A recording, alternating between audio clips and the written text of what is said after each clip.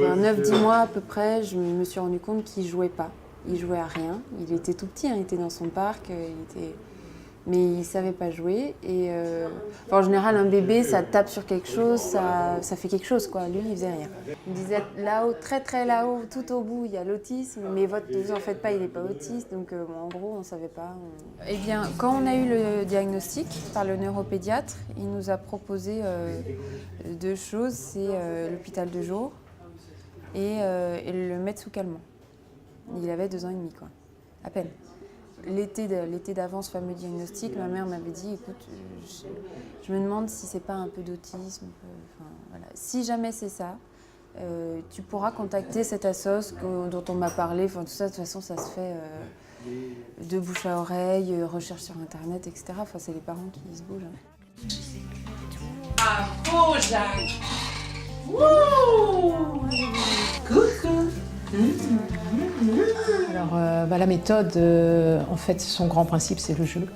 Le jeu est créer le plus possible d'interactions pour que l'enfant commence à prendre plaisir à jouer, à communiquer, se détendre surtout, et que l'on puisse reprendre tout ce qui est développement qu'il ne s'est pas fait. Avec Jacques, il a une quarantaine de bénévoles qui viennent toute la semaine se relayer pour jouer avec lui par séance de 1h30.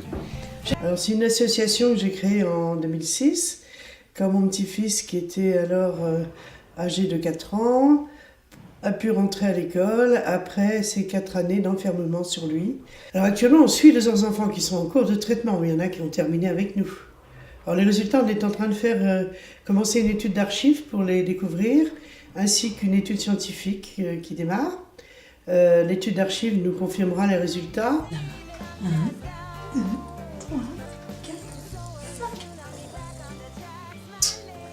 Tous les parents vous le diront, hein. Je crois que c'est le problème, c'est que une fois que le diagnostic tombe, c'est débrouillez-vous. On a décidé de mettre en place la méthode, donc il a fallu installer la chambre. Il était très, très attentif à ses bénévoles, très accro, peut-être pas accro, mais c'est vrai que dès qu'une personne ne venait pas, c'était le drame, quoi. J'aimerais bien qu'on reconnaisse la méthode des 3i, parce que c'est une méthode qui fonctionne bien, quand elle est bien mise en place. Et un des autres grands progrès qu'il a fait cette année-là, c'est qu'il a découvert sa maman.